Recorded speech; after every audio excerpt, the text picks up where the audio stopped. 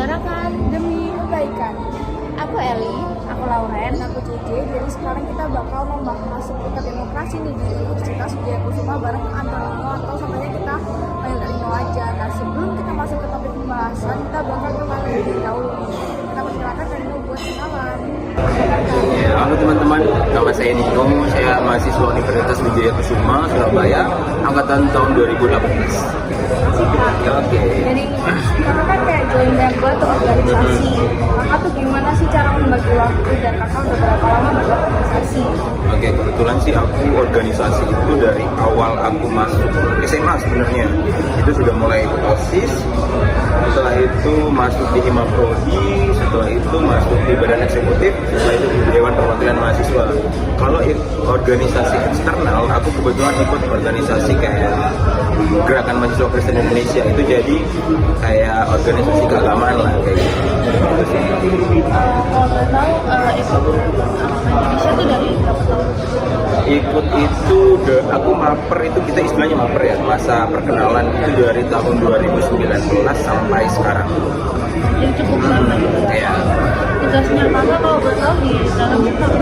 kalau aku sekarang sebagai ketua komisariat di Universitas Wijayakusuma Surabaya. Kakak juga itu kayak kakak tuh bagi waktunya gimana kan? Organisasinya juga banyak kan? Kebetulan aku kan kerja, kuliah, organisasi. Ya baginya sih ya, kalau misalnya ini sih, aku kuliah, aku ambil kuliah malam, pagi kadang-kadang ikut lah kuliah. Kalau misalnya malam nggak nutut, pagi yang nggak nutut, paling bagi pinter-pinter bagi waktu aja, gitu aja sih. Jadi guys, kita kan udah kenalan gitu sama Kak Dino. Jadi kita langsung masuk aja ya ke pertanyaan pertama. Kalau menurut Kak Dino ini gimana sih pelaksanaan demokrasi yang ada di organisasi kakak itu benar-benar dilaksanain atau agak-agak kurang gitu? Oke. Ini kan kalau misalnya kita berbicara tentang universitas, sebenarnya kalau di kampus itu proses pelaksanaan demokrasi itu sebenarnya agak-agak gimana ya? Kalau misal dikasih nilai itu ada 5. Karena kenapa? Kan di situ ada ketimpangan dan lain sebagainya. Misalnya nih ada struktural dari atas, dari Badan Eksekutif Mahasiswa, di fakultas, terus di prodi. Di situ sebenarnya banyak banget ketimpangan. Contoh misalnya uang kita bisa ngajuin proposal itu nggak ada sama sekali. Kadang-kadang hamil 1 hari atau hamil berapa minggu baru dikasih gitu. Terus yang kedua juga kadang-kadang pas izin kampus, kalau misalnya kita ngadain kegiatan ruangan itu kan kadang-kadang udah diplot duluan kan, biasanya hamil 1 bulan atau enggak hamil 1 minggu lah misalnya kita ngeplot itu kadang-kadang kegiatan yang universitas kadang-kadang yang nggak penting, ya udah itu mau nggak mau kita harus mengikuti kegiatannya mereka, jadi tertunda kegiatannya kita. Jadi pelaksanaannya demokrasi di kampus sendiri sih sebenarnya nggak terlalu bagus, tergantung bagaimana cara kita mahasiswa menyikapinya, apalagi anak-anak organisasi menyikapinya gitu sih. Nah itu sama-sama aja sih Kak, sama kayak yang kita laksanain sekarang di sekolah tuh. Kadang juga kami satu kita bertemu, kadang juga ditolak. Cuma ya kayak mau gimana lagi kan, Bener, namanya organisasi. ngikutin kan. Jadi kita kayak harus ya gimana lah Kak gitu. Tapi kan kalau emang sana dilaksanakan itu hak dan kewajiban mereka itu kira-kira dilaksanakan dengan baik Kayak sesuai porsinya atau bahkan lebih atau bahkan kurang. Biasanya itu kalau demokrasi kan sebenarnya kita memahami demokrasi kan hak dan kewajiban masyarakat ya, atau kalau kita bahas ini kan sebagai mahasiswa, biasanya itu hak-haknya itu ya terpenuhi, tapi pada saat pelaksanaannya kadang-kadang itu nggak terpenuhi. Ya contoh tadi lah kayak gitu, misalnya kita ngajuin pinjaman dana atau pinjaman ruangan dan sebagainya, tapi biasanya itu keterwakilannya itu kalau di universitas ada namanya Badan Eksekutif DPM, Dewan Pimpinan Mahasiswa. Kalau di universitas ada namanya itu. Jadi itu biasanya kayak anggota DPR tuh loh, biasanya mahasiswa umum nyampein ke mereka, oh ini loh aspirasi kita, misalnya kurang ini biasanya melalui mereka. Kalau di tingkatan fakultas itu ada namanya Dewan Perwakilan Mahasiswa, itu yang paling tinggi tingkatnya. Biasanya itu teman-teman yang dari nggak masuk organisasi atau teman-teman dari Hima kasih tahu ke mereka, misalnya oh ada kekurangan ini, biasanya gitu pelaksananya gitu sih. Kalau dari sepakat tadi itu kayaknya banget ya Kak. Iya, ribet. Rate-nya berapa Kak? Kenapa? Rate-nya berapa? Waduh, 5. Ribet banget sih.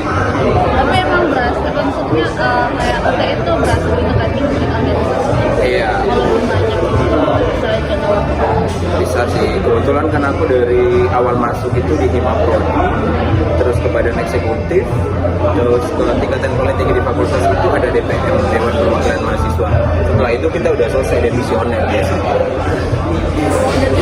Jadi kan agak rumit ya Kak, misalnya ada kayak permasalahan tadi itu. Kalau misalkan memang nggak dilaksanakan dengan baik, nah itu solusinya gimana sih Kak? Kan maksudnya kalau misalnya dibiarkan terus-terusan kan jadi pembahasan yang nanti kayak makin rumit lah kan merugikan tamu-tamu.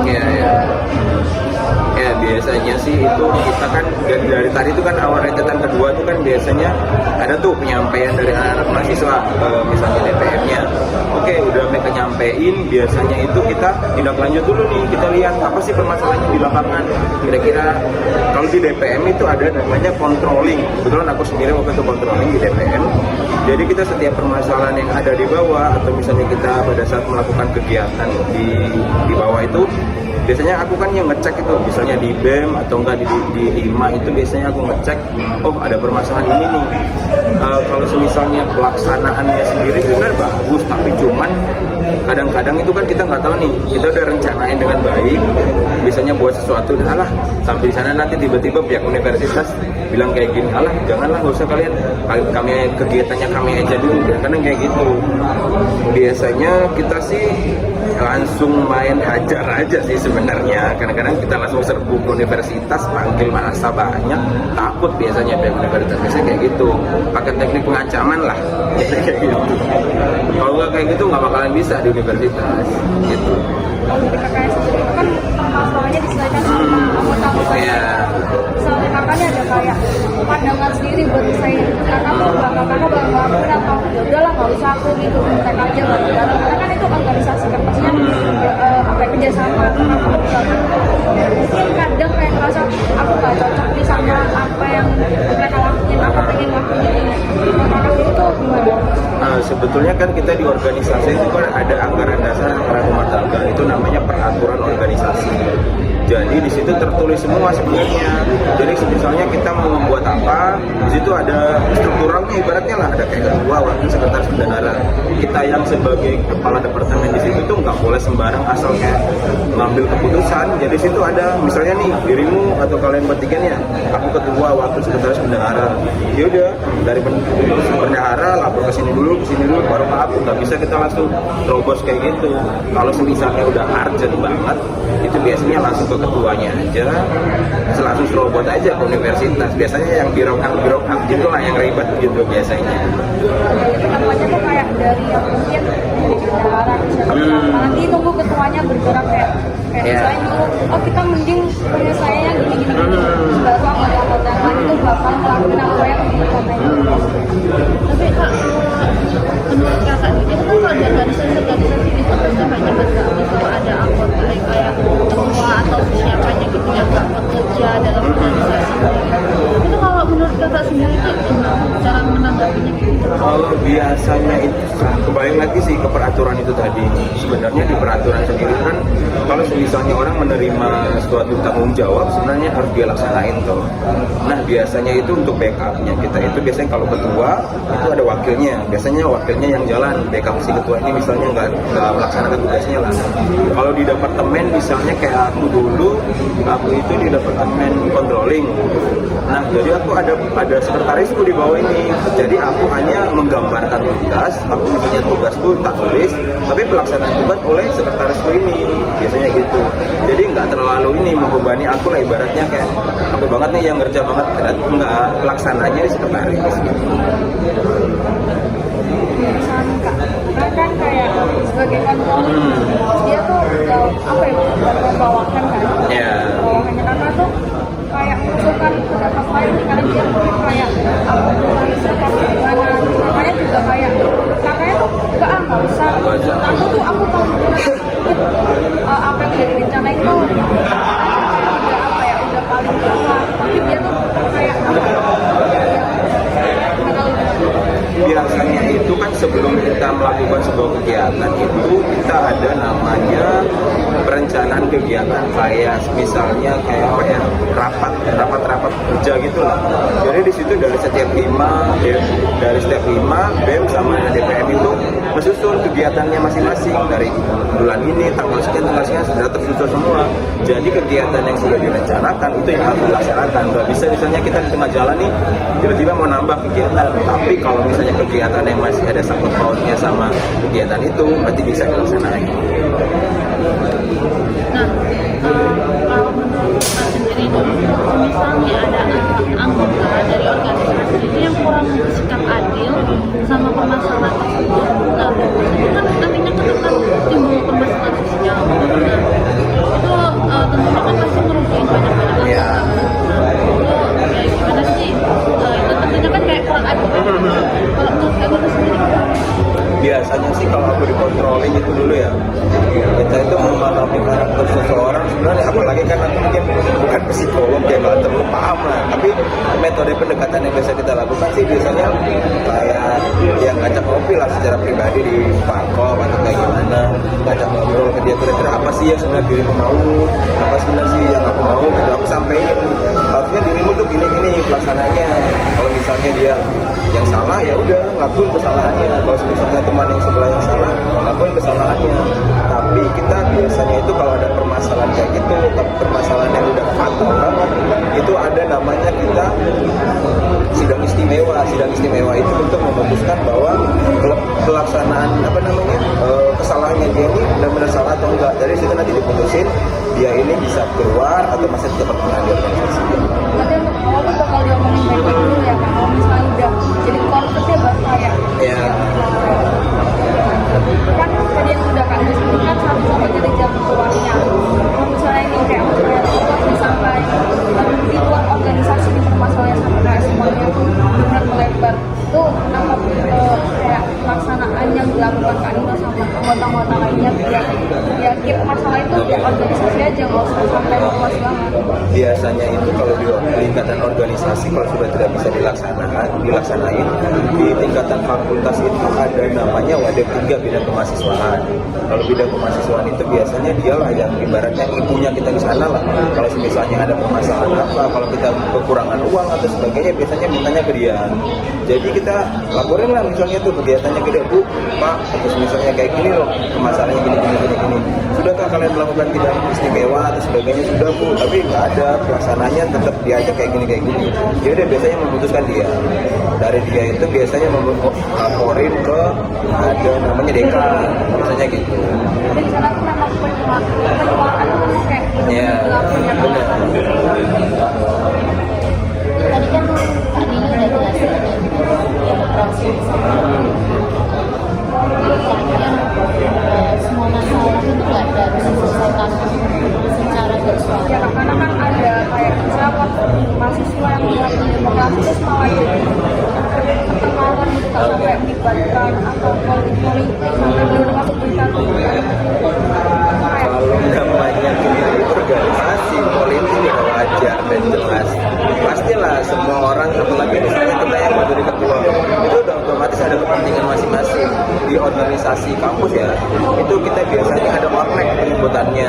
Itu adalah organisasi mahasiswa, itu yang organisasi berbasis agama. Dan itu contohin aja ya, kalau dari Kristen itu ada namanya GMI, Islam itu ada HMI, ada GMI, ada PMKI, banyak lah lain sebagainya. Itu biasanya mereka nempatin bagian ketua-ketuanya mereka itu di pos-pos yang ada, misalnya kayak BEM atau lain sebagainya. Pastilah setiap politik itu pasti ada penyelesaiannya, biasanya itu dibantu sama mereka juga. yang terakhir juga ada permasalahan sosial. Ini misalnya kayak mereka tuh mengharapkan baiknya tuh gini, itu bakal didengerin di luar sana atau di luar atau Biasanya itu kan di setiap hima di badan eksekutif sama DPR itu ada perwakilannya masing-masing. Di hima itu ada namanya SDM, sumber daya manusia. Kebetulan aku dulu kepala departemennya. Kebetulan kalau di BEM itu ada yang namanya ya SDM juga. Kalau di DPM itu ada yang namanya controlling kayak aku. Kebetulan aku tiga jabatan itu sih selalu biasanya. Akhirnya biasanya itu kita kayak ada namanya buat rapat kerja mahasiswa biasanya. Jadi di situ kita juga juga undang mahasiswa yang nggak ikut organisasi dan teman-teman kelas misalnya, mau apa sih yang kurang, misalnya dari misalnya ruangan kelas AC-nya kurang dingin, terus misalnya pintunya rusak, terus misalnya mereka lapor nih dosen telat datangnya karena dosen melebihi kapasitasnya untuk mengajar, terus dosen kadang-kadang kurang ajar atau sebagainya, biasanya lapornya ke kita. Dan juga enaknya kita di organisasi itu informasi atau misalnya kayak dapat beasiswa informasi biasanya kita tahu lebih awal, makanya biasanya anak organisasi itu langsung udah plot duluan itu kayak gitu. Ini join banyak organisasi emangnya belum ya kayak atau per semester itu kakaknya dari apa karena kan mungkin dia tuh pasti sibuk kan dia organisasinya banyak atau enggak. Kalau aku sih biasanya itu dari hima dulu itu biasanya di semester 2 atau semester 3 ya, hima masuk hima, dari masuk hima terus setelah selesai demisioner itu kan 1 tahun masa jabatan tuh, setelah itu semester 3 atau semester 4 itu naik ke semester 5 lah, terus semester 5 itu naik ke badan eksekutif mahasiswa, itu yang biasanya yang kayak BEM UI itu yang rame-rame banget itu kayak gitu biasanya. Terus setelah akhir-akhir masa kita jabatan 1 tahun, setelah itu naik lagi ke DPM itu Dewan Perwakilan Mahasiswa, yang paling tinggi lah itu di tingkatan fakultas. Setelah itu kalau misalnya kita mau lanjutin lagi bisa lanjutin ke BEM Universitas, kalau misalnya mau lanjutin lagi ke DPM Universitas ada biasanya kayak gitu. Nggak langsung semuanya. Tapi biasanya ada suatu hal yang bikin kalau itu jadi konflik, terus pasti kan organisasi itu bakal bergerak buat menyelesaikannya. Semuanya kayak BEM yang gitu kayak di situ melaksanakan kayak gitu tuh, atau mungkin pelaksananya itu terpanjang gitu kayak kalau mereka kan biasanya bakal undang banyak pandangan dari orang-orang kan kalau dari organisasi kayak gitu.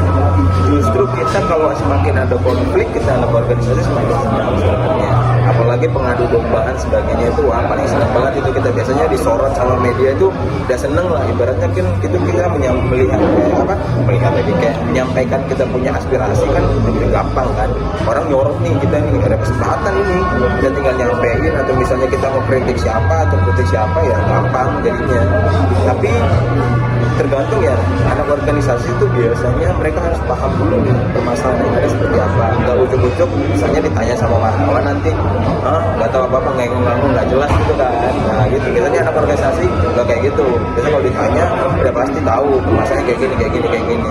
Tapi permasalahan kayak gitu biasanya kalau misalnya permasalahannya itu sensitif banget ya, bisa pelecehan seksual dan sebagainya, biasanya itu ya diselesaikan internal aja sih, nggak sampai yang luar. Soalnya memang disorot, karena kan bilang kalau organisasi disorot tuh bakal seneng, karena itu pastinya mengundang pandangan-pandangan dari orang lain kan, terus itu kayak mungkin organisasinya bakal diserang, sekarang itu bakal kayak gimana? Ya, diserang paling kan sebatas apa sih netizen Indonesia nih, sebatas hanya komen nggak jelas aja. Ya paling kayak kita tinggal ini aja, mereka kan hanya sebatas dari HP, ya udah kita tinggal naikin aja tentang beritanya kita. Kerjanya media kan sebenarnya kayak gitu. Itu malah lebih seneng ya Kak? Konten senang kita. Nanti namanya lanjut naik. Justru malah bikin organisasi seneng. Seneng itu, konflik kayak gitu tuh paling seneng kita. Biasanya langsung propaganda lah sebagainya lah, seneng udah. Jadi tuh kayak paling macet gitu guys kalau di dunia kerja. Iya, wajar. Sampai turun ke jalan. Ya, demo itu kan biasanya ada yang mobilisasi biasanya kalau demo ya. Biasanya itu kan seruan demo. Kalau di organisasi sendiri di hima pun itu ada perkumpulannya masing-masing. Kalau hima misalnya kalau aku di ekonomi pembangunan itu ada ISME atau apa gitu, pokoknya perkumpulan mahasiswa ekonomi pembangunan Indonesia. Kalau manajemen ada juga, akuntansi ada, BEM se-Indonesia ada, DPM se-Indonesia ada, pokoknya kayak ibaratnya di mobilisasi oleh mereka semua kan. Misalnya di grup besar udah ngomong seruan aksi misalnya kayak gitu, ya udah aja udah siap, udah turun jalan. Makanya pernah itu Sering. ada kerugian nggak Pak? Kalau misalnya aku udah diberitakan ada korban jiwa, kalau ada KSD itu tuh emang berat kayak gitu, atau kayak ya udah penolakan udah kayak gimana? Ya kalau kami mahasiswa sih sebenarnya kalau mahasiswa itu benar-benar menyuarakan ya, tapi di situ kan banyak oknum mahasiswa yang memanfaatkan keadaan sebenarnya. Ya mereka udah dikasih duit misalnya pas segala macam tiba-tiba mengaku mereka mahasiswa padahal enggak kalau kita terusin aja sebenarnya gitu. Korban jiwa dan sebagainya sih ya mau nggak mau gimana ya, namanya demo kan aksi dan itu biasanya itu kan ya banyak penyusup dan tiba-tiba udah pakai baju alma mater padahal dia nggak mahasiswa, bawa apalah segala macam, tiba-tiba di ini. Pokoknya kita kalau misalnya demo itu udah ada persiapannya, misalnya kalau misalnya gas air mata udah pasti pakai odol di sini atau gimana gitu, udah ada persiapannya semua. Divisinya udah dibagi, bagian kesehatan lah siapa yang ini, terus yang bagian keamanan makanannya siapa segala macam udah diatur semua. Tapi kalau menurut kata sendiri yang ngikutin apa yang pernah turun ke jalan buat ini, emang kakak tuh seru atau betul? Enak banget loh, apalagi kalau kita nyampein kayak gitu.